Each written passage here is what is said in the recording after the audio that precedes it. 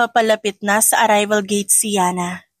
Galing siya sa 5 taong paninirahan sa Amerika. At ngayon, isa na siyang kilalang CEO sa industriya ng beauty at wellness. Kasunod niya ang 4 na 5 taong gulang na mga bata na may kanya-kanyang bitbit na maliit na backpack. "Mommy, are we in the Philippines now?" Tanong ni Aya, ang pinakakwelas sa 4, habang hawak ang kamay ng ina. "Yes, baby. This is where mommy grew up." Sagot ni Yana, sabay yumuko para ayusin ang sombrero ni Aya na natabingi. "Does that mean we're gonna eat rice every day?" Sabat naman ni Yuki. "Probably." Sagot ni Yana at natawa ng bahagya. "But there's chicken, fries, and ice cream too. Don't worry." Sa likuran niya, nagsusuntukan ng palihim ang 2 batang lalaki na sina Aki at Yuan at nagtutulakan dahil pareho silang gusto ang window seat sa van. Napansin niyon ni Yana, kaya't agad siyang tumigil at hinarap sila.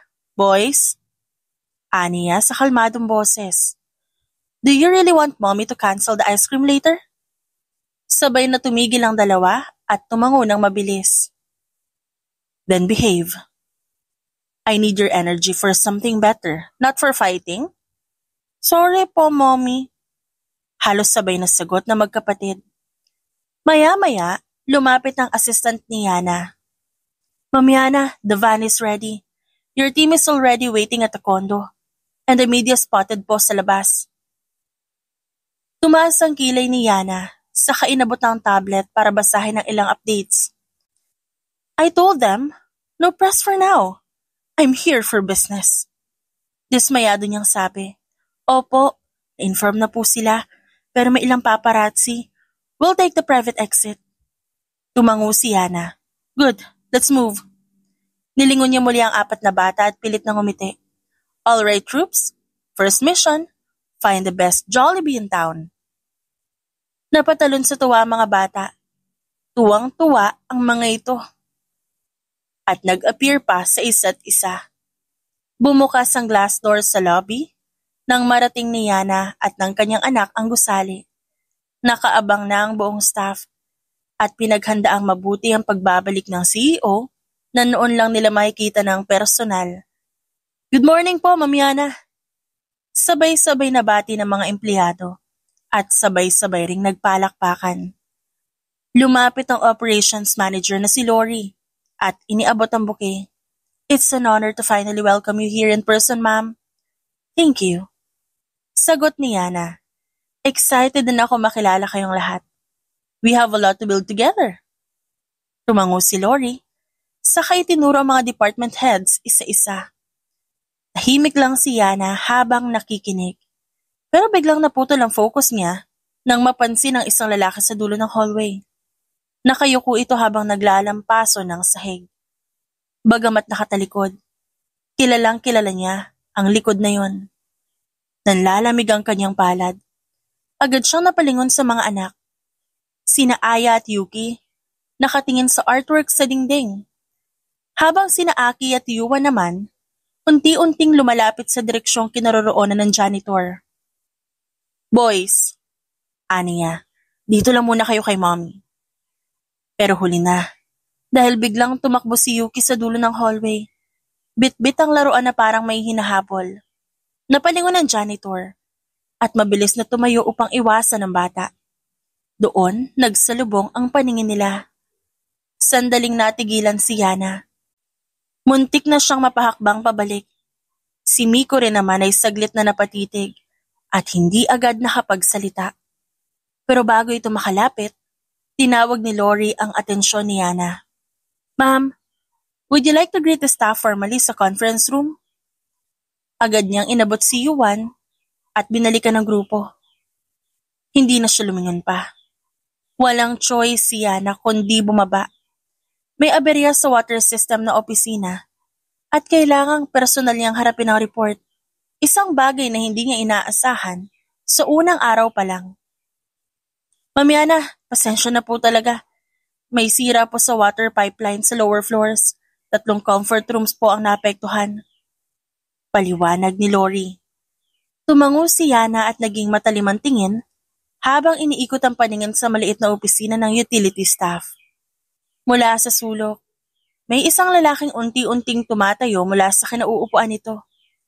Hawak nito ang basang guwantes at may bahid ng grasa ang uniforme. Napako ang tingin ni Yana kay Miko. Hindi siya nagsalita. Ma'am. Mahina at mabagal na panimula ng lalaki. Pakisabi na lang ang status report sa supervisor niyo. I don't accept direct reports from non-management staff. Malamig na wika ni Yana dito. Napatigil si Miko at bahagyang napayuko sa kadahan-dahang umatras. Tumalikod si Yana sa hinanap si Lori. Give me a timeline for the repairs. I want this fixed within 24 hours. Kung hindi, I will outsource the job. Yes, ma'am. Mabilis na sagot ni Lori. Pagkatapos ng buong araw na trabaho ay bitbit na ni Miko ang backpack niya at mabilis na naglalakad papuntang eskwelahan. Hindi na siya dumaan sa kahit anong kainan, baka mahuli pa siya sa klase. Pagdating sa gate ng university, agad siyang sinalubong ng guard. O Miko, pasok ka na. Hinahanap ka na rin ni Doc Mendoza sa lab. Sige po, salamat kuya. Sagot niya sabay tipid ng umiti. Nilampasan niya ang ilang grupo ng estudyanteng nagkukumpulan sa hallway. Karamihan ay naka-scrubs. May ilan ding babaeng napapatingin sa kanya nang dumaan siya. Grabe yung si Kuya Miko. Janitor sa umaga. Med student sa gabi. Hindi na fair Bulong ng isa sa mga estudyante. Pero aminin, ang hot pa rin kahit pagod. Biro ng isa at nagtawanan sila. Ngunit hindi niya ito pinansin. Diretso lang ang tingin ni Miko. Hawak ang notebook na puno ng notes. Pagdating sa laboratory room, agad siyang pumasok at binati ng professor. Miko, late ka ng konti. Sorry po, traffic lang sa biyahe. Mabilis niyang sagot habang inaayos ang kanyang lab coat. Ilang buwan na lang internship na. Matutupad na rin ang pangarap niyang maging doktor. Kahit masyado siyang late na kunin ang gusto niyang kurso, hindi ito hadlang para sa pangarap niya. Matapos ang klase, lumabas siya ng gusali, tumambay sa bench sa labas ng gate. Kinuha niya ang bote ng tubig sa bag saka tumingala sa langit. Biglang sumagi na naman sa isip niya ang mukha ni Yana. 5 taon niya nang sinusubukang huwag isipin ng babaeng iniwan siya noon. At ngayon, bigla na lang itong lumitaw at ito ba ang bagong CEO ng kumpanya kung saan siya nagtatrabaho? Napailing na lang siya ng marahan, saka napangiti. Mainit pero preskong ihip ng hangin ang pumapailan lang sa rooftop ng garden ng opisina. May maliit na play area doon na madalas tambayan ng quadruplets tuwing hapon, habang naghihintay kay Yana matapos ang meetings nito. Kuya, ang bilis mo tumakbo! Sigaw ni Aya habang hinahabol si Yuan na may hawak na laruan nilang helicopter. Di mo ako mahuhuli! Natatawang tugon ni Yuan. Sa di kalayuan, kasalukuyang nag-aayos ng mga paso si Miko na bagong assign pansamantala sa rooftop maintenance dahil may sira sa upper water line. Napaangat ang tingin niya nang marinig ang tawanan ng mga bata. Napansin siya ni Yuki at agad lumapit. Kuya, can you help me fix this? Sabay abot ng sirang propeller ng laruan. Hindi na siya nagdalawang isip. Umupo siya sa upuan na malapit at tinanggap ang laruan. Kailangan lang higpitan. Sandali lang Isa-isa nang lumapit ang mga bata. Sa loob lang ng ilang minuto, nasa gitna na siya ng grupo, habang tinuturuan kung paano ayusin ang laruan at kinakausap ang bawat isa. Ano nga ulit na mo, kuya?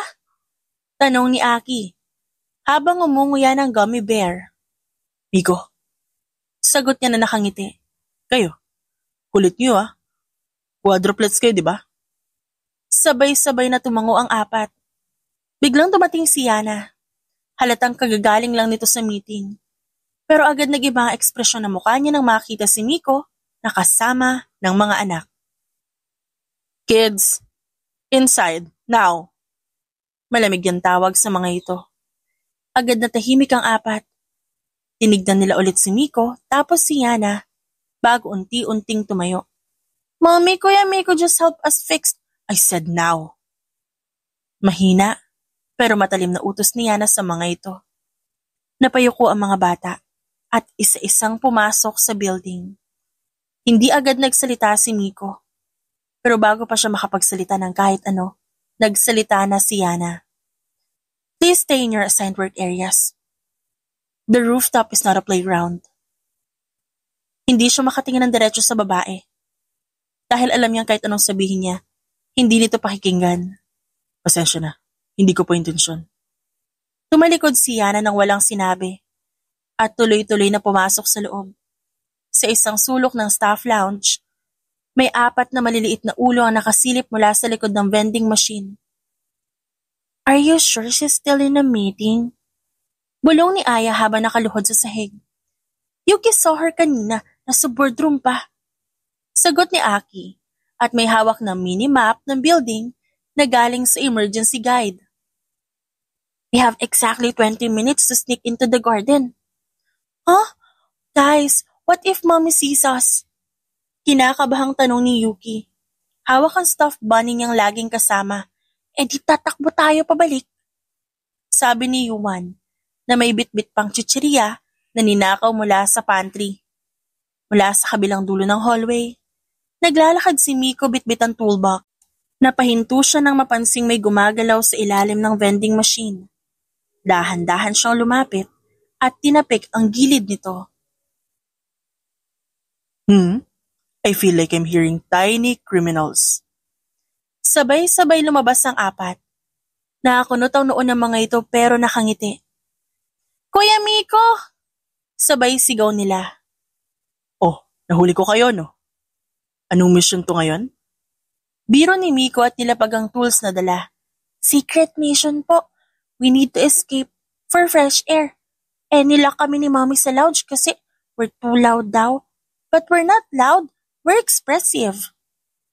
"Totally expressive." Dagdag ni Yuki sa sinabi ni Aya, na ngayon ay nakashade sa loob ng building. Napailing si Miko habang natatawa.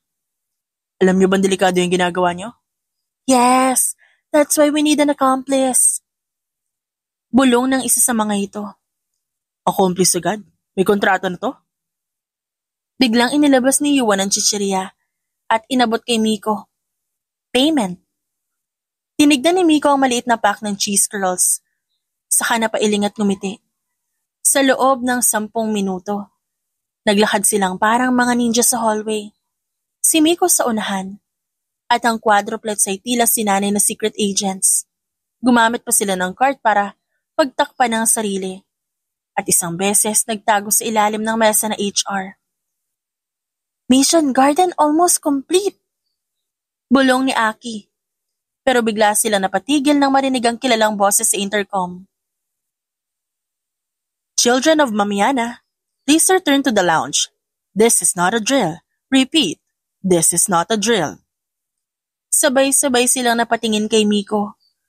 "We are so caught," sabi ni Yuki, habang hawak ang shades niya na parang celebrity. "Mission abort! Plan B!" Ani Aya. "Run!" Sabay-sabay na bulalas ng 4. Tumatakbo silang pabalik sa staff lounge habang tumatawa. Pagdating nila sa lounge, eksakto namang pagbukas ng pinto ni Yana mula sa kabilang hallway. Tumigil ang 4 sa gitna ng kwarto. Tinitigan sila ni Yana at tumaas ang kilay nito. "Don't tell me, si Miko na naman ang kakonsyaba niyo." Sabay-sabay na tinuro ng quadruplet si Miko. "Traitor!" Sigaw ni Aya at kunwaring galit. Napakamot ng ulo si Miko. "I swear, I was just guarding them." Tumingin si Yana sa mga bata sa kamalalim na huminga. "Maligo na muna lahat kayo." "Okay po." Sabay-sabay na sagot ng 4 at naglakad pa atras, pero panay ang tingin kay Miko na parabang may susunod pa silang plano. Naiwan si Miko sa hallway. Tuluyang natawa habang iniiling ang ulo.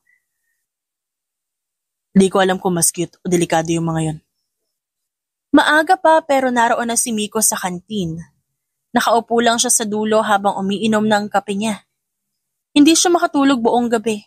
May bumabagabag sa kanya. Paulit-ulit na sumasagi sa isip niya ang mga muka ng mga bata. Napansin na rin niyang hindi binanggit kailanman kung may asawa si Yana. Ilang empleyado na nagkukwentuhan kahapon at narinig niya. At halos lahat pare-pareho ang sagot. Single mom, si Yana. Pero grabe, ang tapang nito. Pati ng mga anak nito, super smart din. Wala po ako narinig tungkol sa asawa niya pero mukhang she raised them on her own. At mas lalong uminit ang dibdib ni Miko. Pero bago pa siya tuluyang makapag-isip pa, naputo lang kanyang pag-aanalisa nang marinig ang halakhakan ng mga bata sa hallway.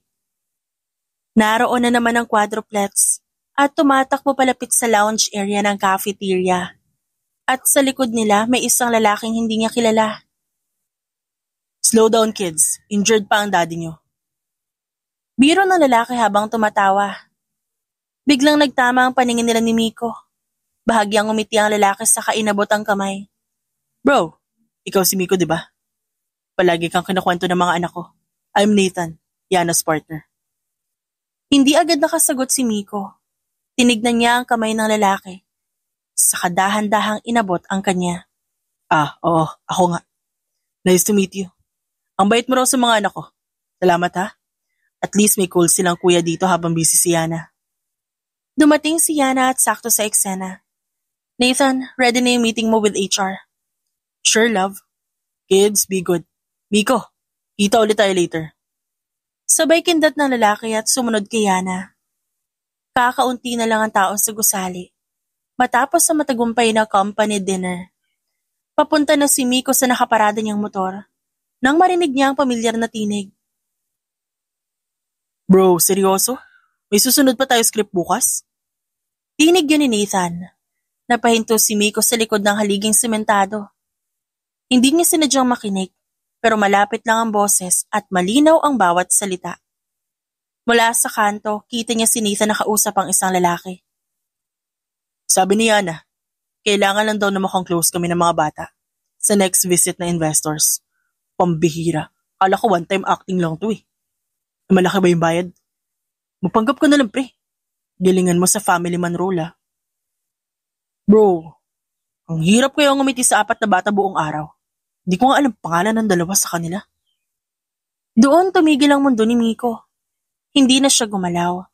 Pero ramdam niyang tumitibok ang puso niya sa gilid ng tenga. Tama ang kutob niya. Hindi ama ng quadruplet si Nathan. Isa lang yung bayarang aktor.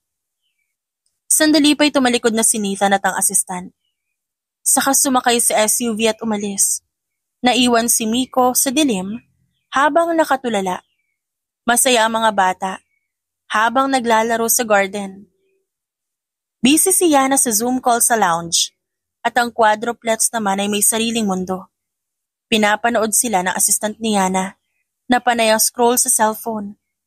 Catch me if you can! Sigaw ni Aya habang umiikot sa flower box. Pero sa kasunod na ikot, nadulas ito sa hose na nakatago sa gilid ng paso. Aya! Sabay-sabay na sigaw ng magkakapatid. Nataranta ang assistant. Oh my God! Oh my God! Hindi na ito makapagsalita ng maayos. Hindi na siya nakagalaw sa sobrang panik. Namutla ang ibang bata. Si Yuki umiiyak na rin. Sa mismong sandaling yon, kasalukuyang nag-aayos ng tubo si Miko sa kabilang dulo ng rooftop. Narinig niya ang sigawan at halos hindi na nag-isip. Binitiwan niya ang tools at agad tumakbo. Nakita niyang nanginginig si Aya. May gasgas sa tuhod nito at may bahid ng dugo at bahagya pang namamaga ang bukong-bukong. Excuse me. Ani Miko sa assistant habang nakaluhod sa tabi ni Aya. She probably sprained her ankle. Baka may maliit na fracture. Kailangan immobilize to. Ano pang gagawin? Nanginginig na tanong ng assistant. Kumuha ka ng towel at ice pack. Dalian mo. Utos ni Miko sa babae. Hinawakan niya si Aya ng marahan. Don't worry, okay? Kuya Miko's got you. Mommy! Bulong ni Aya sa gitna ng iyak. Tumakbo si Yana palabas ng lounge. Natulala siya sa eksenang bumungad sa kanya. Nakaluhod si Miko sa harap ng kanyang mga anak habang hawak ang anak niyang si Aya at kalmadong naglalapat ng paunang lunas. Ano nangyari? Hingal na sigaw ni Yana. Nadulas sa hose. Mukhang may sprain. Binalutan ko ng cold compress para di mamagagad. Pero kailangan siya madala sa clinic for proper evaluation. Napansin ni Yana ang paraan ng pagkilos ni Miko. Mukha itong sanay sa ginagawa. Hindi ito basta-basta marunong lang. May narinig siyang bulong mula sa isa sa mga staff na dumating. Diba, scholar siya sa night school? Medical student daw yun. Tumigil sa paghinga si Yana na ilang segundo. Parang bumalik sa kanya ang dating usapan nila ni Miko. Ilang taon ang nakakaraan. Habang nakaupo sila sa ilalim ng mga bituin. Gusto ko maging doktor. Kahit anong trabaho basta makapag-aral ako. Yun talagang pangarap ko eh. Hindi niya alam kung anong dapat maramdaman sa mga sandaling yun. Tumabi na lang siya at lumuhod sa tabi ni Aya. Hinawakan niya ang kamay ng anak, saka tumingin kay Miko. Salamat. Mahinang sabi niya. Tumangulang si Miko. Wala yun, anak mo yan. Tila may biglaang kislot sa dibdib ni Yana nang marinig ito. Matapos masigurong ligtas na si Aya at nakauwi na ang quadruplets, tinungo ni Miko ang private lounge kung saan madalas tumatambay si Yana. Tuwing tapos na ang lahat ng trabaho. Nakita niya si Yana na nakaupo sa couch at hawak nito ang tablet. Malayo ang tingin nito at mukhang malalim ang iniisip. Pwede ba kita makausap? Diretso ang tanong ni Miko at marahang isinara ang pinto. Bahagyang nag-angat ng tingin si Yana. Saka inilapag ang tablet sa gilid. Sure. Sagot nito ng mahinahon. Umupo si Miko sa tapat ng babae. Yana, I just need to ask you something. Yung mga bata ba? Sila ba yung dahilan kung ba't umalis ka 5 taon na nakakaraan? Hindi agad sumagot si Yana. Napatingin lang siya sa binata at saglit na kumurap.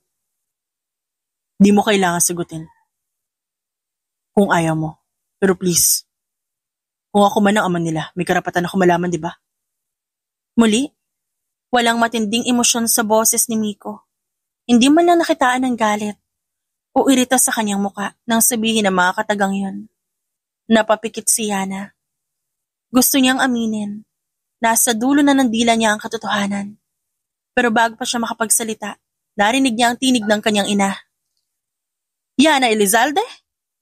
Biglang bumukas ang pinto ng malakas at pumasok ang isang babae na may dalang mamahaling clutch bag at nakataas ang kilay. Si Eloisa Elizalde, ang ina ni Yana. Mom, anong ginagawa mo dito? Hindi pinansin ni Eloisa ang tanong. Sa halip, diretso lumapit ito at tumigil sa harap ni Miko habang nakakunot ang noo. Ikaw na naman? Bakit ka nandito? Matalim ang boses ng ginang. Tumayo si Miko upang harapin ang ginang. Nag-uusap lang po kami ni Yana. Para saan? Para guluhin na naman ang buhay ng anak ko? Ipinagtabuyan ka na noon. Ba't bumabalik ka pa? Mom, enough. Pakiusap ni Yana. Ngunit hindi siya pinansin ng ginang. Ano na naman to, Yana? Don't tell me nagkabalikan kayo. Have you lost your mind? Saglit na natahimik ang paligid. Tumingin si Miko kay Yana. Hindi na sumagot ang babae at hindi siya makakibo. Si Miko naman, kahit gustong magsalita, napagdesisyonan na wag mo nang igiit ang sagot. Tumango si Miko sa kamarahang tumalikod. Sorry kung wrong timing. Mahinang sabi niya, bago lumabas ng silid. Napasandal si Yana sa gilid ng upuan at mariing nakapikit habang nanginginig ang dibdib dahil pinipigil niya ang kanyang emosyon. Nangingilid ang luha sa kanyang mga mata. Nang muling magsalita ang kanyang ina, tuluyan ang pumutok ang matagal nang naipon sa kanyang dibdib. Yana, listen to me. Alam mong hindi para sa iyo ang lalaking yan. He doesn't belong in our world. Mariing sabi ni Eloisa habang nakatayo sa harapan niya. Hindi mo na ako pwedeng patahimikin, Mom. Halatang nagulat si Eloisa sa sagot ng kanyang ina. You think I forgot everything? Akala mo ba kaya kong kalimutan ko anong ginawa mo ng pinakamasakit na yugto sa buhay ko? Yana, I almost died giving birth to those children. And when I did survive, I lost Nanginginig ang boses niya, ngunit hindi siya huminto. I spent almost a year in a facility alone. Hindi makasagot si Eloisa. Napaatras ito ng bahagya. Anong ginawa mo habang wala ako sa sarili, ha? Pinirmahan mo ang birth certificate ng mga anak ko. Tinanggal mo yung pangalan ng ama nila. Tinanggal mo si Miko. Ginawa ko yun para sa'yo. Para sa pamilya natin. You were unwell, Yana. We couldn't let the shame reach the public. Shame? Ang mga anak ko. Ang bunga ng pagmamahala namin ni Miko, tinatawag mong kahihiyan? Plano naming ipaampon ng mga bata. Sigaw ni Eloisa. At doon bumaliktad ang mundo ni Yana. Umangat ang kamay ni Yana at tinakpan ang bibig. I trusted you. I trusted you with my babies. Noong mga panahong yon, hindi mo pa alam ang ginagawa mo, Yana. You were unstable and Miko, he was gone. Hindi mo na siya kailangan balikan pa. Because you made me believe na iniwan niya ako. You told me that he didn't show up. You made it sound like he abandoned me. Pero hindi mo sinabi na ikaw pala ang humarang sa kanya. Napaupo si Eloisa. Parang nauupos na kandila ang tikas nito. Hindi siya nakapagsalita. Huminga ng malalim si Yana. Hindi na siya umiiyak. Matigas ang paninindigan niya. You may have taken his name from their birth certificates, but you cannot erase who he is. I will not let my children grow believing a lie. Kung may nagkulang, ako na yun. Pero hindi na ako papayag na ulitin mo ulit yung ginawa mo. Matagal bago muling nagsalita si Eloisa. At ano ngayon ang plano mo? Tumingin si Yana sa pinto kung saan lumabas si Miko kanina. Saka muling hinarap ang kanyang ina. I will tell him the truth. At kung ayaw mo makita ang legacy mong masira, then maybe it's time to accept. The truth is the only thing that can fix what's already broken. Nagsimula ang araw na tila karaniwan lamang. Ang mga empleyado'y abala sa kanilang ginagawa. Wala ni isang may idea sa isang eksenang hindi malilimutan sa nangyari sa gitna ng lobby. Galing sa rooftop, bitbit ni Miko ang kanyang toolkit at handang ayusin ang inireklamong sirang lighting fixture sa conference room. At meron din pang aayusin sa conference hallway. Papunta na siya ng elevator nang biglang tumambad sa harapan niya si Eloisa, kasama ang 2 security personnel ng kumpanya. Miko, anang ginang? Sapat para mapalingon ng ilang empleyado. Napatigil si Miko. Hindi siya agad nagsalita. Ngunit diretso ang tingin sa matandang babae. Effective today, you are officially dismissed from your post. Nagulat ang lahat na nakarinig. Lahat na patingin. Isa sa HR ang napalapit pa.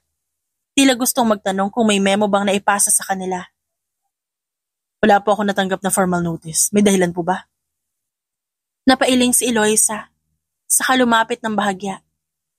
Hindi ko kailangan ng dahilan para tanggalin ang isang taong gaya mo sa kumpanya ng anak ko. Isa ka lang janitor. Taong kalsada na pinilit pumasok sa mundo na hindi mo naman talaga kinabibilangan. Isa-isang naglabasan sa mga opisina ang ilang empleyado. Pinapanood ang tagpong unti-unti ng nagiging publiko. May bulungan. May mga hindi makapaniwala sa marahas na pananalita ng ginang. Ginamit mo ang kabaitan ng anak ko. Gusto mo siyang paikutin. Pasukin ang pamilya naming pinangalagaan namin ng ilang henerasyon. You should know your place. Lahat ng mata nakatuto kay Miko. Ngunit ni konting galit hindi makita sa mukha niya. Maayos niya ibinaba ang kanyang toolkit sa tumingin sa ginang. I know my place. And also, I know na hindi ko kailanman sinaktan o niloko si Yana. I did what I could to survive. And I stayed honest. Wala kang karapatang magsalita tungkol sa kanya. Sabat ni Eloisa. Saglit na lumingon si Miko sa mga empleyado sa paligid. Tapos bumalik ang tingin niya kay Eloisa. Ma'am, wala po akong balak gumawa ng iskandalo. Hindi ito lugar para sa gulo. Lalo na't maraming walang kinalaman dito. So if this is final. Kinuha niya ang toolkit, marahang tumango at sahang umiti. Maraming salamat po sa pagkakataon makapagtrabaho dito. Bumagsak ang pinto sa lakas ng pagpasok ni Yana sa opisina. Nasa loob na si Eloisa at nakatayo sa tapat ng desk, na tila wala ni katiting na pagsisisi sa muka. I did what I had to do. Malamig na bungad ng ginang. Hindi ko hahayaang sirain ng lalaking yun ang reputasyon mo at ng pamilyang ito. Pero hindi nakagaya noon si Yana. Reputasyon. Reputasyon ang inuna mo kaysa sa anak mo? Sa mga apo mo? Hindi sumagot si Eloisa. Umupo ito sa gilid ng lamesa na parang inaasahang magpapaliwanag pa si Yana. Pero tuloy-tuloy ang galit ng anak. Sinaktan mo ko nun. Pinaniwala mo kung iniwan ako ni Miko, inagawan mo siya ng karapatang malaman ng totoo. Tapos ngayon, ikaw pa may ganang tanggalin siya dito? Ininsulto mo siya sa harap ng mga tao?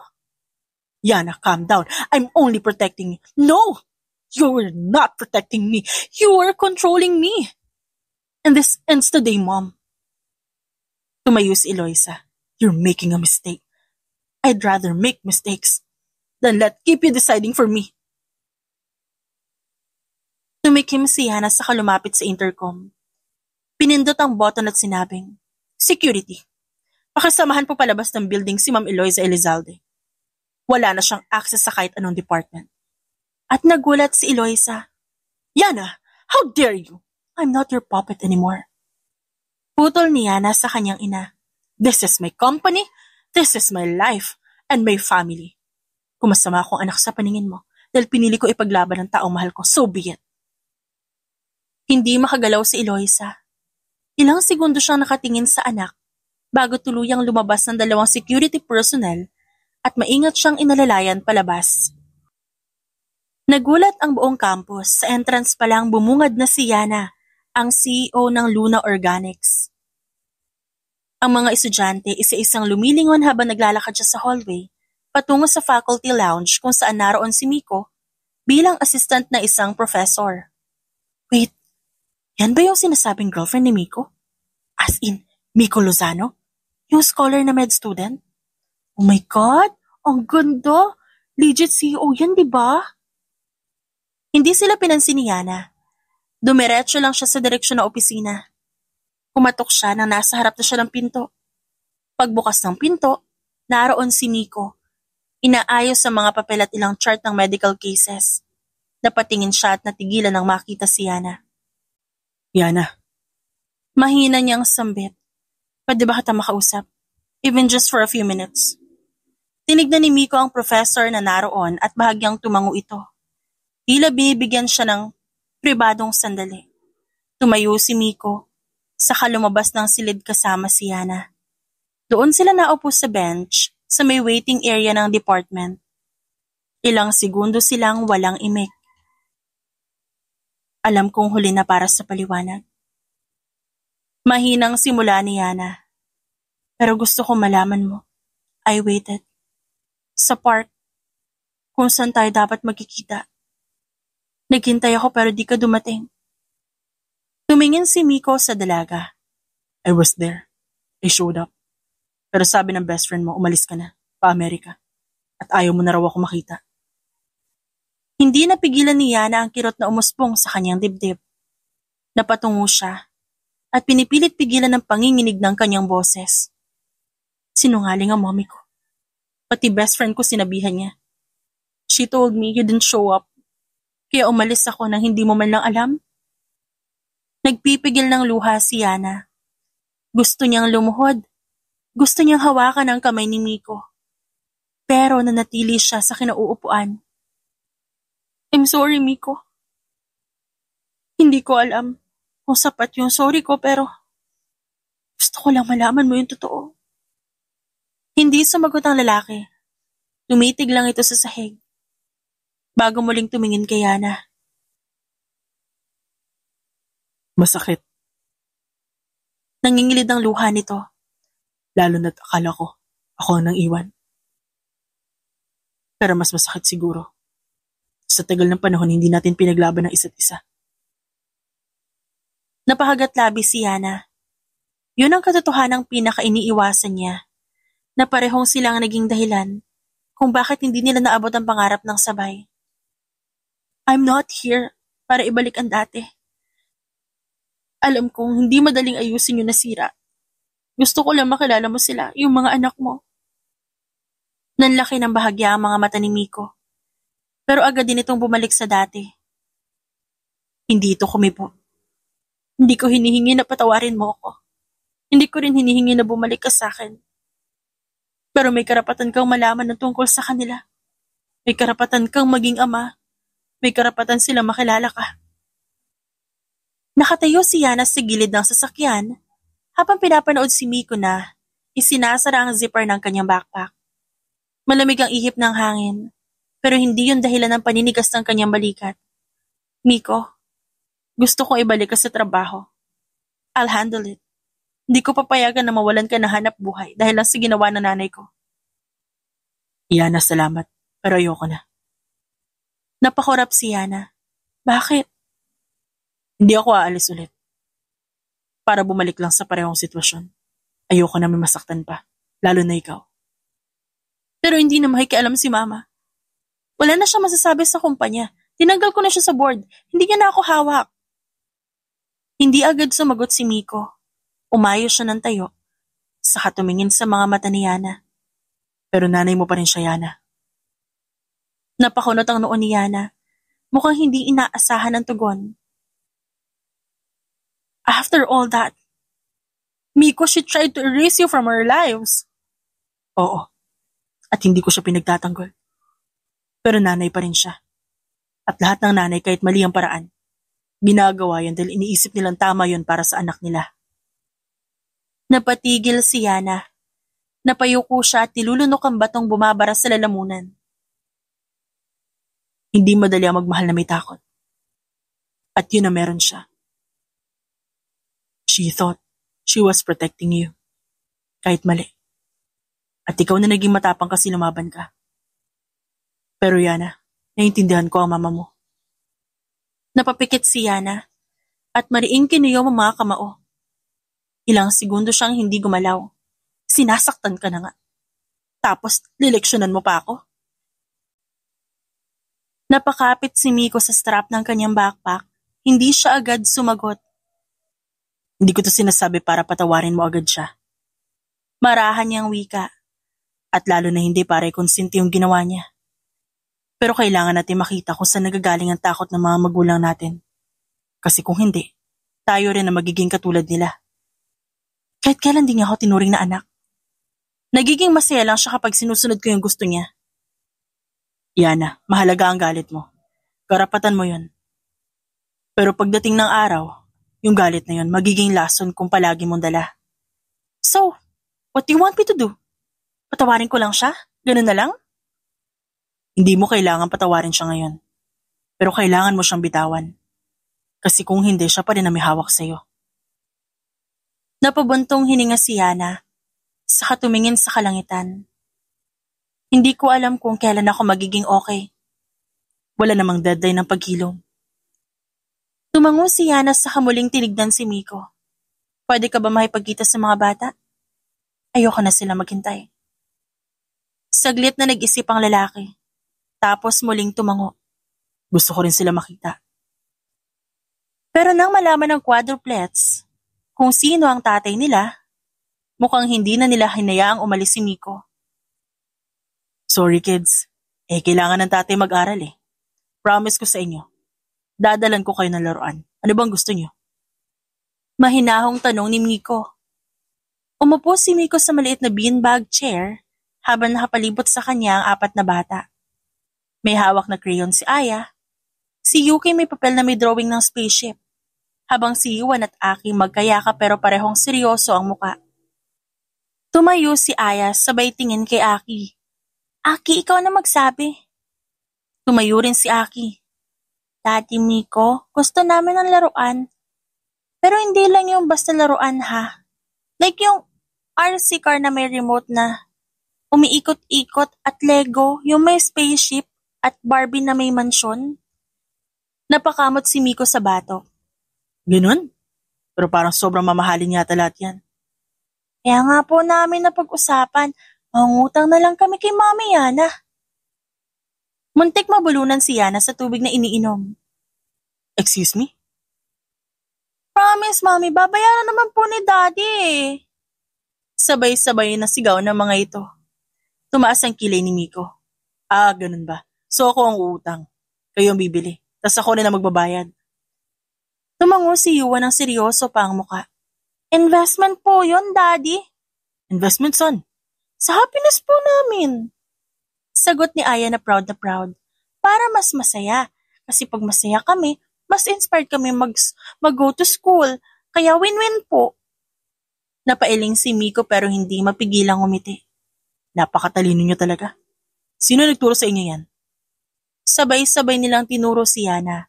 Uy, hindi ako yun Pero aminado ako matalino talaga kayo. Pero Daddy, okay lang kahit di mo agad kami mabilhan. We understand? Natahimik si Miko. Umupo siya ng tuwid sa kainakbayan ng mga anak. Thank you. Kasi naintindihan niyo ako. Pero alam niyo, hindi naman importante kung gaano kamahal ang laruan. Ang mahalaga, kasama ko na kayo palagi. Nagsigawa ng 4. Yay! Best Daddy ever! Group hug! At nagkagulo na ang playroom dahil sa 4 na bata na sabay-sabay sumugod para yumakap kay Miko. Halos matumba siya sa biglang atake ng mga ito. Pero tawa lang siya ng tawa habang yakap-yakap ang mga anak. Come on kids, hindi pa ito goodbye. Mahinahong sabi ni Miko habang binubuksan ang pinto ng kotse. Nakaabang na sa gate si Lola Pilar. Nakasombrero. At may bitbit na tray ng banana bread na obvious na sobrang excited makita ang apo sa tuhod. Pero sa loob ng sasakyan, parang may gera. Hindi kami aalis! Sigaw ni Aya habang yakap ang binti ni Yana. Mommy will be lonely? Ani Aki. Sabay takip ng sariling muka sa scarf niya na kunwari pa'y umiiyak. Baka iwan mo kami! Dagdag ni Yuki at mahigpit na hawak ang bag ni Yana na may lamang drawing ng spaceship nila ni Miko. Ayaw namin na surprise ni Lola. Ayaw namin. Paano kung scary siya? Saad ni Yuan, sabay halukip-kip at turo sa labas. Napakamot sa sentido si Miko. Guys, hindi siya monster. She's nice. Matanda lang siya pero hindi siya nangangagat. Hindi pa din. Sabay-sabay na sabi ng 4. Natawa si Yana pero sinubukan pa rin pakalmahin ang mga bata. Kids, listen. Daddy Miko just want you to meet someone very important to him. She is his Lola. Like how Tita Del is important to me before. Tumango si Miko. Yes. And I told her all about you. Gusto niya kayo makita. Kasi proud ako sa inyo. Super proud. Dahan-dahang tumingin si Aya kay Yuki. Tapos si Aki kay Yuan. Nagtelepati na naman silang 4. Sa pamamagitan na ng kilay. Buntong hininga at kunot noo. Teka, kasama si Mommy? Hindi muna. Gusto niya makilala muna kayo nang kayo lang muna. Pero babalikan namin kayo agad, promise. Paano kung di niyo kami gusto? Tanong ni Aya. Then, I won't like her too. Simple. Napatingin ang 4 kay Yana. Halos sabay-sabay silang nagsalita. Pwede ba si Mommy sa kabilang kanto lang maghintay? Napabuntong hininga si Yana pero ngumiti. Okay, fine. I'll wait sa coffee shop nearby. Kapag hindi kayo okay, I will rush back, okay? Okay po. Sabay-sabay nilang sagot. Bumaba na rin ang 4 mula sa sasakyan. Agad silang sinalubong ni Lola Pilar. Niyakap silang lahat na para bang kay tagal nang hinintay ang sandaling yon. Inakay din ang matanda ang 4 papasok sa bahay. Nakatayo lang si Yana sa tabi ng sasakyan at pinapanood sila habang nakatakip ang bibig niya ng kanyang palad para pigilan ang kumawalang emosyon. Lumapit si Miko at saglit siyang tinapik sa balikat. First step. Bulong nito, I think they like her already. Magugustuhan siya ng mga anak natin. Pero sige, hindi mo na ako makikialam. Sabay ngiti ni Yana kahit medyo may lungkot sa kanyang mga mata. Thank you. Sagot ni Miko, saka ito tumalikod para sundan ng mga bata. Ngunit bago pa ito tuluyang makalayo, may biglang sumigaw mula sa gate. Mommy, huwag ka umalis! Nakaabang sa may poste si Aki at sa likod niya ang 3 pa nitong kapatid. Sunod-sunod ang kanilang pagsigaw. 5 minutes lang po! Group hug muna bago kami pumasok. Napailing si Miko. Pambihira, nagrally pa. Natawa si Yana at tumakbo siya papalapit sa mga ito at agad silang nag-group hug. Nasaan na nga pala yung nanay ng mga batang iyon? Tanong ni Lola Pilar nang iabot kay Miko ang mainit na tasa. Hindi ba dapat ay kasama siya dito? Bahagyang umiti si Miko at kinuha ang tasa. Nasa labas lang po. Ayaw kasi ng mga bata na mawala siya sa paningin nila. E baka raw iwan sila. Hindi mo ba siya isasama dito sa loob? Tila inosente ngunit pagkasarkastikong tanong ng matanda. Lola, ayokong pilitin si Yana. Ang dami niya ng pinagdaanan. Hindi ko alam kung gusto niya pa ako makasama. O di kaya, pumasok dito para lang makasama ako. Malakas namang tumawa si Lola Pilar. Ilang taon ka nang hindi umiibig tapos ganyan ka pa din? Anak, ikaw nga ang iniwan. Ikaw pa nagdadalawang isip? Napakamot sa batok si Miko. Kaya nga ho, ayoko siyang guluhin. Matapang siyang tao at palaban. CEO na yun. May sarili siyang mundo. Biglang lumapit si Lola Pilar at tinapik ang kamay niya. Kapag malakas ka, hindi naman ibig sabihin ay kaya niya nang mabuhay mag-isa. Forever. Miko, hindi madali ang maging isang ina. Hindi porket matapang si Yana, hindi na siya nangangailangan ng kasama. Lola, hindi kita pinapagalitan na po. Pero tandaan mo, iba ang tapang sa kalungkutan. Kahit gaano kalakas ang loob ng isang babae, darating at darating ang punto na gugustuhin niyang may kasama sa pagtanda para ipaalala sa kanya na may kasama siyang lumalaban sa buhay. Tumahimik si Miko at hindi agad nakasagot. Kung ako sa'yo, bago pa mahuli ang lahat, tanungin mo siya kung kaya pa niyang ipaglaban kayong dalawa. Kasi kung hindi mo tatanungin, baka isipin niya na hindi mo rin siya pipiliin. Pero paano kung hindi niya ako piliin la? Napangiti si Lola Pilar, sabay himas sa pisngi ng apo. Di at least nasabi mo. Ang mas masakit, yung pinili ka naman sana kaso hindi mo tinanong. Napasulyap si Miko sa bintana. Kita niya si Yana sa loob ng sasakyan at tinatawagan ng sekretarya nito. Marahil may concern sa kumpanya. Muli siyang napatingin kay Lola Pilar. Gusto mo bang ipatawag ko siya dito? Lo naman eh. Sagot ni Miko. Mahina, ngunit kinakabahan. Samantala maaliwala sa mukha ni Yana habang pinipirmahan niya huling dokumento sa meeting. Ngunit ilang segundo lang ang lumipas. Bumukas ang pinto at pumasok si Attorney Navarro. Miss Elizalde, may kailangan po kayo makita. Urgent. Tumayo si Yana. Ano yan, Hester? Hindi ba pwedeng email? Hindi po. Mas mabuting personal niyong mabasa. Inilapag ni Attorney Navarro ang folder sa mesa. Dahan-dahan itong binuksan ni Yana. Unti-unting nawawala ang kulay sa kanyang mukha habang binabasa ang laman. Mga dokumento mula sa isang foreign corporate firm na may pangalan ng kanyang ina. Ito ang dahilan kung bakit dapat hindi pa muna niyo tuluyang alisin si Mrs. Elizalde sa board. A month ago, ilipat niya sa kanyang pangalan ng bahagi ng foreign shares sa Luna Organics. Wait, what? Mariing tinapik ni Yana ang mesa. That's illegal! Ipinasa ko na yun sa foundation. Naka-fix na ang shares under my name. Hindi niya na-renew ang papers abroad. So now, half ng international shares nasa pangalan niya. And she's threatening to pull them out kung hindi kayo bumalik sa control agreement niyo. Napaupo si Yana. Hindi siya makapaniwala. She knew I'd fight back. She planned this. May condition ba? Tumango si Attorney Navarro. Isa lang po. Huwag niyo ipagpatuloy ang relasyon niyo kay Miko Lozano or she'll ruin the reputation of Luna Organics abroad and freeze the accounts tied to the overseas brand. Napatawa si Yana. Pero halatang puno ito ng hinanakit. Of course. Siya pa rin ang mananalo sa huli. Ma'am, we can fight this. Pero aabutin tayo ng buwan. Baka mawalan tayo ng investor confidence.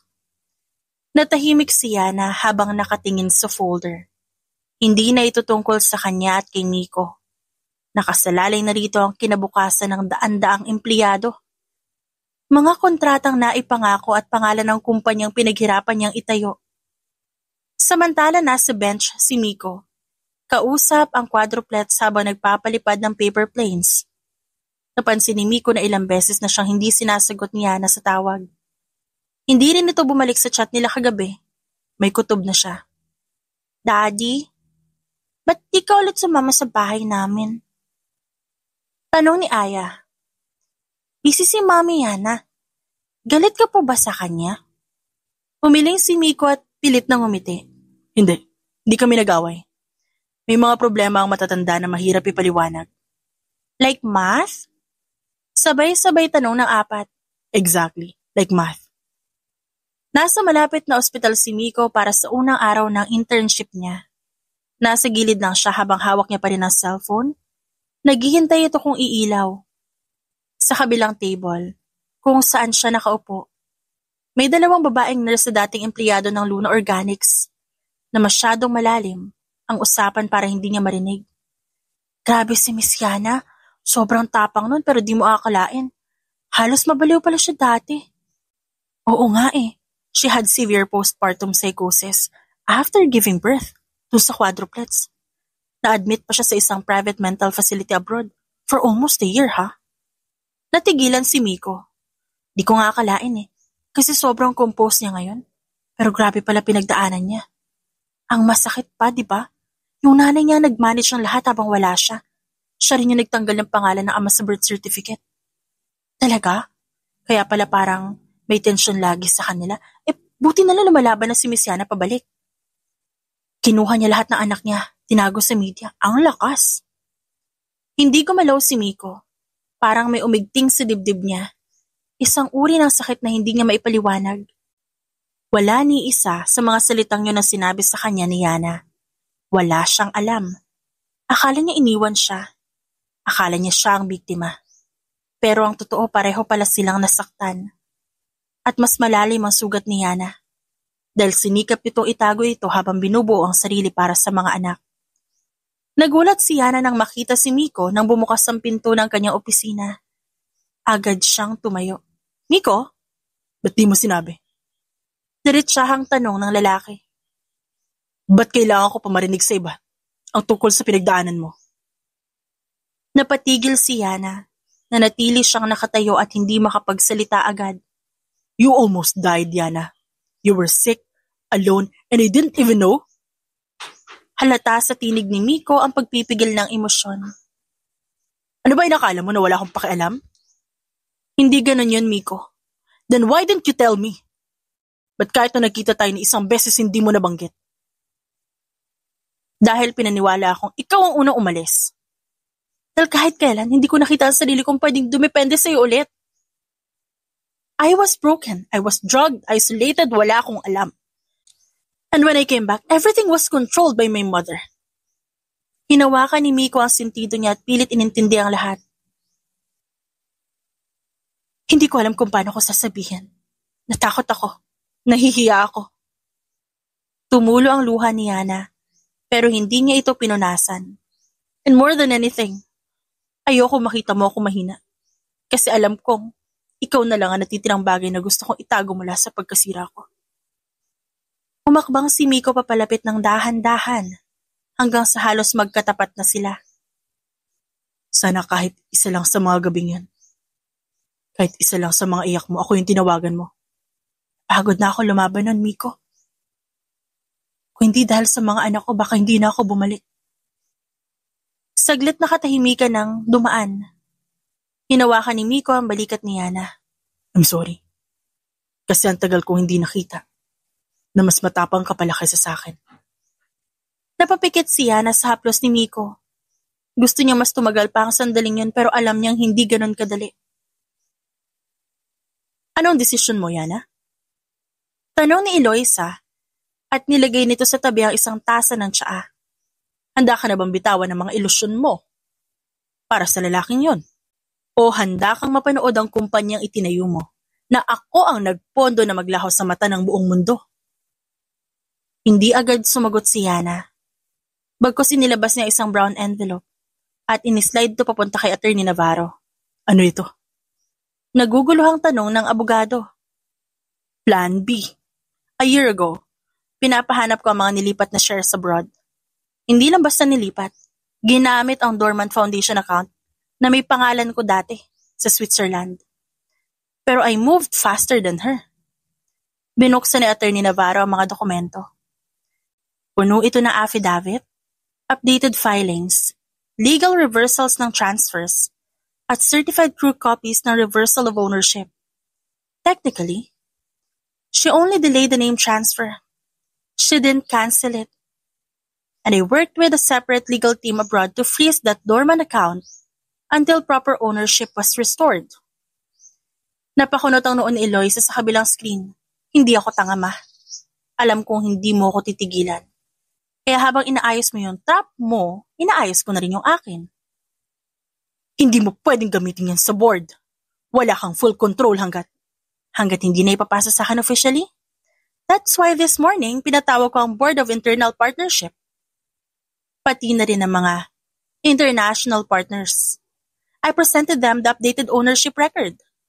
And they've approved the revision. Lahat ng foreign shares under Luna Organics are now under my foundation, irrevocably. Hindi agad nakapagsalita si Eloisa. Ang kaninang matatag nitong tindig ay unti-unting nabasag. At isa pa, dagdag ni Yana at mariing isinara ang folder. If you leak any scandal against Miko, against me, or against the company, you're not only facing civil lawsuits, but criminal charges abroad, international fraud, misrepresentation, and reputational sabotage. You taught me how to protect my name, and now I'm using it. Isang mahabang katahimikan ang sumunod. Napatingin si Eloisa sa screen. Tila ngayon lang siya muling natalo ng sarili niyang anak. Ngunit hindi na yun mahalaga kay Yana. Ang mahalaga, hindi na siya kailangan pumili sa pagitan ng taong mahal niya at sa pangarap na binuo niya mula sa sugat na nakaraan. From this day forward, you have no say in my life, no voice in my company, and no power over my family. Pagkatapos nun, marahan niyang pinindot ang button ng remote at pinutol ang tawag. Tumayo si Attorney Navarro. Hindi maitago ang ngiti sa gilid ng labi. You just outplayed the legacy manipulator, ma'am. Hindi ngumiti si Yana. Sa halip tumingin siya sa labas ng bintana. Hawak pa rin ang kumpiyansa, pero ngayon, may kapayapaan na rin kasama. Masyado na akong tahimik nun. Ngayon ako naman ang pipili kung kailan ako mananahimik at kung kailan ako lalaban. Mainit ang sikat ng araw sa labas, pero malamig ang simoy ng aircon sa loob ng ospital. Suot ni Miko ang kanyang white coat na may ID badge na nakalagay na Miko Lozano, medical intern. Bitbit niya ang clipboard habang nakikipag-usap sa isang resident doctor sa hallway. Dr. Santos, I already reviewed the patient file for room 415. Stable na po ang vitals niya. Maayos na sabi ni Miko. Good. Very thorough. Keep that up. Nang papalayo na si Miko, may isang babaeng intern na panay ang sulyap sa kanya mula sa nurse station. Si Grace na maganda, maputi at may confidence sa sarili. Miko, bati niya habang naglalakad papalapit. Are you free after shift? Baka gusto mo mag-coffee. I know this place. Tahimik, may wifi. Perfect pang review. Bahagyang umiti si Miko. Pero bago pa siya makasagot, narinig niya ang munting boses sa di kalayuan. Tati Miko! Sigaw ng sabay-sabay na boses mula sa quadruplets. Napalingon ang lahat. Papalapit mula sa entrance ang 4 na bata na pare-parehong naka-school uniform. May bit-bit na tig-isang stuffed toy. Ang quadruplets ay dumiretso sa kanya habang nakangiti at halos magkarerahan pa sa hallway. Daddy! Sabay-sabay nilang sabi at niyakap siya sa binti. Napatingin si Grace at gulat at bahagyang naasiwa. Anak mo sila? Proud na yumuko si Miko. Bilang pagtango at ginulo ang buhok ng isa sa mga bata. Yes, Quadruplets. Sila ang boss ko after ng duty. Apat? As in lahat sila? Halos mabulunan si Grace. Oo, full package. Nagkatinginan ng mga nurses sa paligid. Habang ang mga bata naman nagsimula ng mag-ingay. Daddy, gutom na kami. Let's go to fast food na. Sigaw ni Aya. May fries ba? Ako cheeseburger lang. Magkasunod na sabi ni Yuan at Aki. Daddy, huwag ka na sumama sa ibang girl ha. Sama ka sa amin. Bahagyang natawa si Miko at tumango. Napakamot na ng sabatok si Grace at wala na siyang masabi dahil sa nasaksihan. Well, that's sweet, I guess. Thanks for the invite, Grace. Pero mukhang may nakabook na akong appointment eh. Pagkatapos, yumuko siya para kunin ang bag ng isa sa mga bata. Ready na ba kayo? Sabay-sabay namang sumigaw at tumalon-talon ng mga ito habang hawak-hawak ang kamay ni Miko. Habang palayo silang naglalakad, napansin ng isang nurse sa station ang isang staff na tahimik na kinikilig. Grabe. Bihira na yung lalaking ganyan. Hindi lang proud sa mga anak, kundi inuuna pa. Yun ang tunay na hot dad. Sagot naman ng isa. Masaya ang apat na bata habang nakaupo sa booth. May fries at chicken nuggets sa harap nila at sabay-sabay na nagsasalita na parang may contest kung sino may pinakamaraming masabi kay Miko. Daddy, alam mo ba si Mama hindi na natutulog? Sumbong ni Yuki habang may ketchup pa sa pisngi. Lagi siyang may kamiting kahit gabi. Dagdag ni Aki at sinawsawang fries sa gravy. Sinabihan ko nga siyang matulog kasi sabi niya may mga reports pa raw siyang ginagawa. Reklamo ni Aya. Pati yung mukha niya hindi na nagme-makeup. Ang eyebags niya sobrang laki. Bulilas ni Yuan sabay nguso na parang seryosong investigator. Tumigil si Miko sa pagkain. Nakafocus na siya ngayon sa mga sinabi ng mga bata. Hindi niya ito pinakita sa muka, pero ramdam niya ang biglaang pagbigat ng dibdib. Ganun na pala si mami niyo? Mahina ang bulong niya. Tumango naman ang apat nang sabay-sabay. Hindi na siya nagsalita pa. Matapos nilang kumain, sabay-sabay silang nagpasalamat sa staff at nag-goodbye pa. Pero sa halip na ihatid agad ang mga bata pa uwi, dumaan muna si Miko sa grocery store. Kumuha siya ng prutas, tsaa, ilang ready-to-eat na pagkain at vitamins. Habang nakapila sa cashier, mahigpit ang hawak niya sa listahan ng bibilhin. Tahimik sa loob ng unit. Ilang dokumento ang nakakalat sa lamesa. May laptop na bukas sa gilid ng sofa at isang babaeng nakasalampak sa floor rug. Hawak pa rin ang tablet at nakapikit. Dahan-dahang bumukas ang pinto. Pumasok si Miko, karga ang grocery bag. Napatingin siya kaya na halos hindi na gumagalaw. Lumapit siya ng dahan-dahan. Maingat na inalis ang tablet mula sa kamay nito. Inayos niya ang posisyon ni Yana, saka tinakpan ng malambot na kumot. Pagkatapos, inayos niya ang mga gamit sa table. Inilagay ang pagkain sa fridge, isinaksak ang laptop sa charger, at inayos ang scattered papers. Ilang sandali pa dumilat si Yana.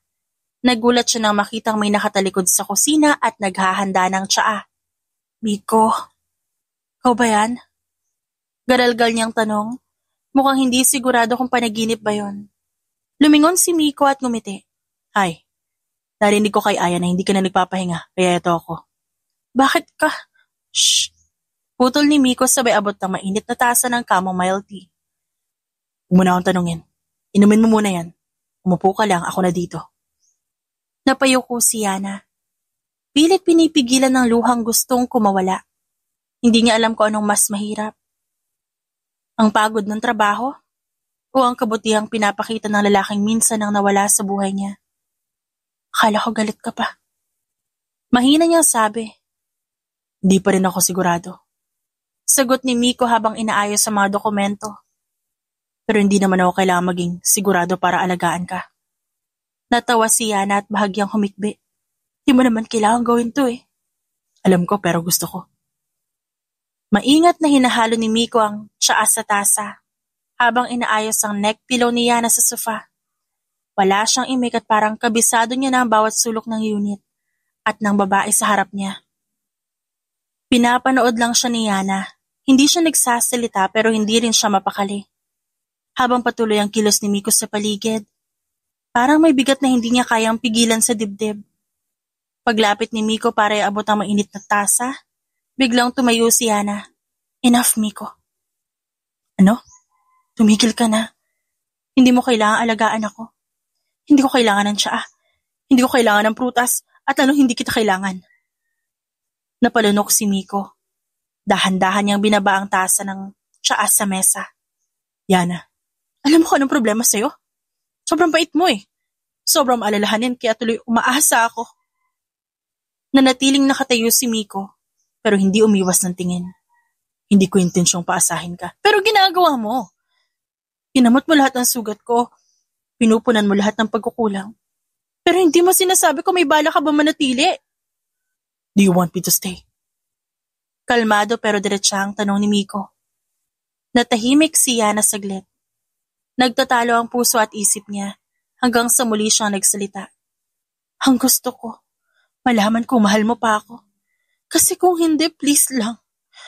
Please wag mo na akong alagaan. Wag mo na akong pasayahin.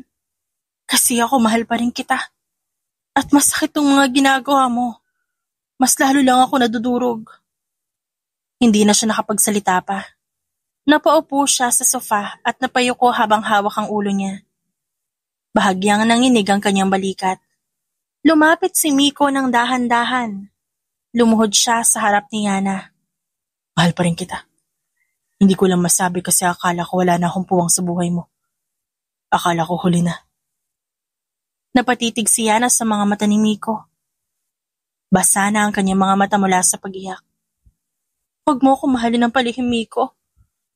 Kung may tayo pa, edi sabihin mo. Yana, kahit kailan hindi nawala ang pagmamahal ko sa'yo. Nagalit ako pero panandalian lang yan. Kasi hindi ko naman mapipilit yung tao kung ayaw na nila, di ba? Pero umaasa pa rin naman ako. Hindi ko lang pinahalata. Dahil ayoko maging pabigat sa'yo.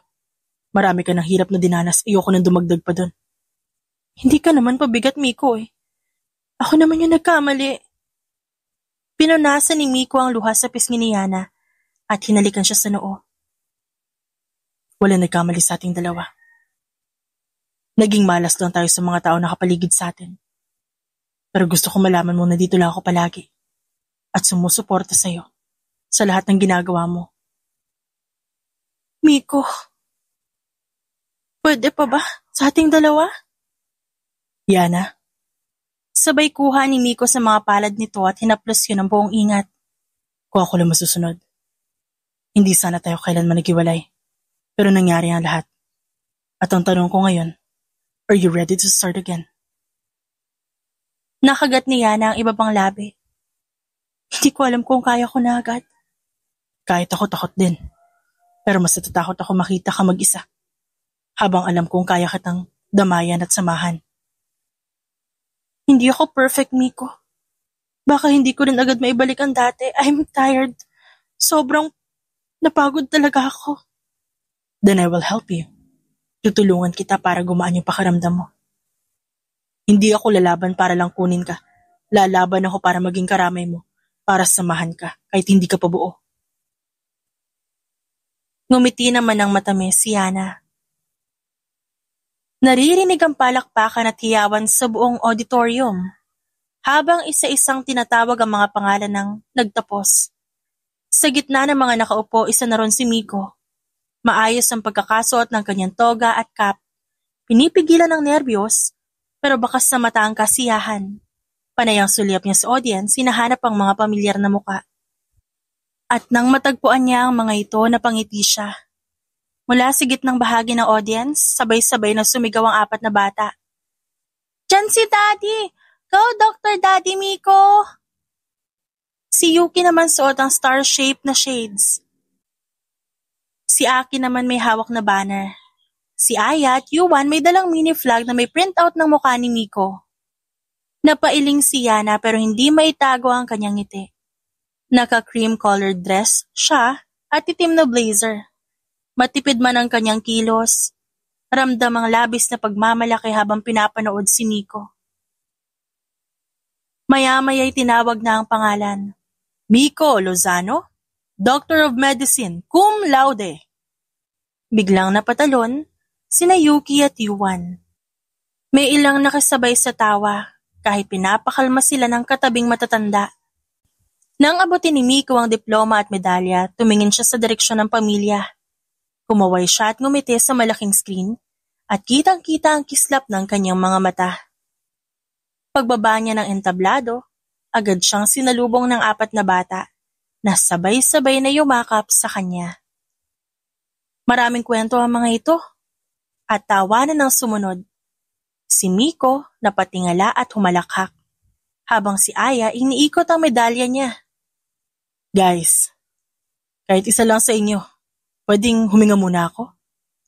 Lumapit si Yana na may dalang maliit na bouquet at planner na puno ng sticky notes. Congratulations, Dr. Lozano. Here, you'll need this. Schedules for check-ups, family day, lahat ng school events nila next year. Napahagalpak ng tawa si Miko. Wala na bang pahinga? Wala. Official ka ng daddy 24/7. Sabay-sabay na sumigaw ang 4. Group hug! Nagkagulo sa hallway, natapakan ng cup. May nalaglag na petals mula sa bulaklak pero walang nakapigil sa kanila na maging masaya sa araw na yon. Hindi lang diploma nakuha ni Miko ngayong araw. Nakuha rin niya ang buong pamilya niyang minsang nawala at ngayon, naging buo ulit. Ang katotohanan, gaano man ito katagal o gaano man kahirap harapin, palaging lalabas sa huli. Sa isang relasyon, mahalaga ang tiwala at bukas na komunikasyon. Dahil kahit ang kasinungalingan na galing sa pamilya o kaibigan, pwedeng makasira ng buhay. Kailangan nating maging matapang na ipaglaban ang sarili at ang mga taong mahal natin. Lalo na kapag hinuhusgahan na tayo ng lipunan. Ang totoong pagmamahal ay nananatili at karapat-dapat itong ipaglaban hanggang dulo. The end. It's shoutout time! Shoutout kina Virginia Salarza, Cleo Kawaling, Sunshine Sotalbo, Imelda Forteza, Merly Lynn, Rove Sunyo, Rhea Baril, Edna Espinosa, Presbitero Rose, Anita Hernando, Christy Miranda, Nori, Aliyah Teped, Norani Gani, Saud Lumala, Mavic Bautista, Aurelia Pacana, at Raylan Pudadera. Maraming salamat po sa inyong lahat.